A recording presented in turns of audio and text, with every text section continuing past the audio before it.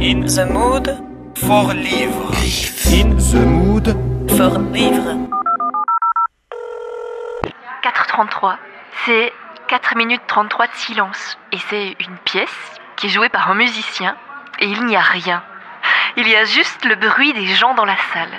Et cette musique, elle a été composée par John Cage.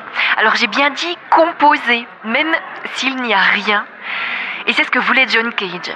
C'est que pendant 4 minutes 33, les gens qui sont dans la salle de concert prennent conscience du bruit qu'il y a autour d'eux, du bruit qu'ils font, même s'ils n'en font pas beaucoup à ce moment-là, ils se posent beaucoup de questions. C'est complètement fou. Et ça vient d'un des plus grands compositeurs de musique contemporaine du monde, qui s'appelle John Cage. Ce type, il a commencé par faire du piano quand il était petit. Et il s'est vite rendu compte qu'il n'allait pas devenir un super pianiste, mais que grâce à sa tante Phoebe qui lui donnait ses cours de musique, il avait les clés de base pour devenir un grand compositeur. C'est-à-dire qu'elle lui a appris à déchiffrer les partitions. Et ses compositions sont extrêmement perturbantes. Moi, je les trouve assez drôles parce qu'il a commencé à composer pour des percussions.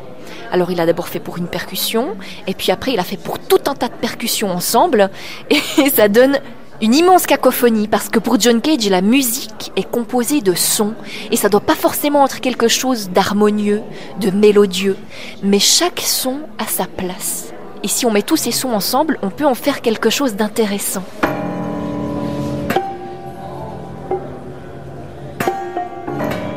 Une des choses les plus incroyables que John Cage ait inventé, c'est le piano préparé. Un piano préparé, c'est un piano à queue qui va être détourné de son but premier, c'est-à-dire qu'on insère dans les cordes tout un tas de petites choses différentes comme des boulons, des bouts de bois, des morceaux de carton pour faire sonner les cordes d'une autre manière que celle d'un piano.